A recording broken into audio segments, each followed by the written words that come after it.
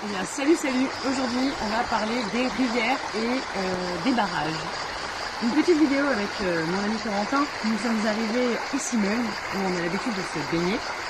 Et alors, force est de constater qu'au fur et à mesure de l'été, eh bien, nous voyons la construction de barrages. Donc des barrages comme ceci, puis des barrages comme cela, puis des barrages encore comme là-bas.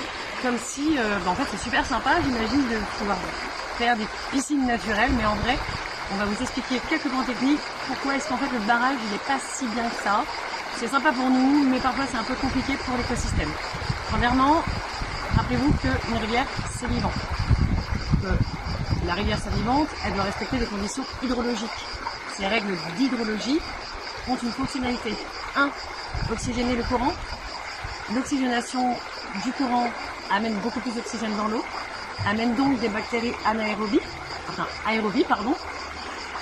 favorise la prolifération des poissons. Ici, on aime bien avoir de la truite, par exemple, dans le sud-est, mais pas que.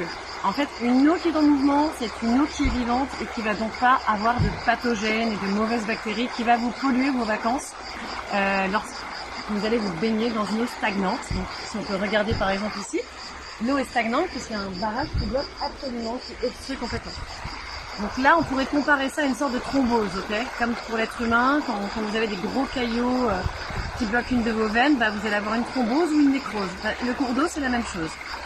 On va éviter de le nécroser parce que dès lors qu'on va remettre en circulation l'eau, les algues que vous voyez ici, donc ici on a une zone un peu plus avec des algues vertes, d'ailleurs vous voyez très bien l'apparition des algues vertes là, alors que de l'autre côté où ça circule, vous ne voyez pas d'algues.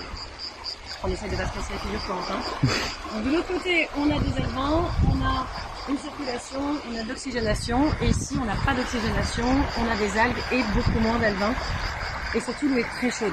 Donc moins d'oxygène dans l'eau aussi, c'est un pH qui s'acidifie. Alors ici on est dans une région où en général les rivières sont alcalines, c'est-à-dire des pH supérieurs à 7. De préférence, en général on a un pH ici à 8,2. Dans la région. Donc là, si on va avoir une acidification de l'eau, on va donc avoir une modification de l'environnement et donc des effets très néfastes sur l'environnement. Et vous n'avez pas envie de ça.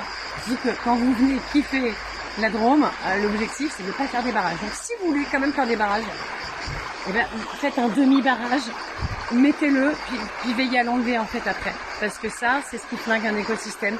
Et personne ne nous le dit, il n'y a pas de panneau effectivement, donc il faut peut-être demander aux collectivités territoriales d'installer de la sensibilisation concernant les cours d'eau. Et voilà, c'est à peu près tout ce que je voulais dire. Préserver les cours d'eau, on en a besoin, surtout que cette année on en a. L'année dernière on était en grande sécheresse, on n'avait rien du tout. Et là on est quand même content de pouvoir baigner dans nos rivières. Merci, salut!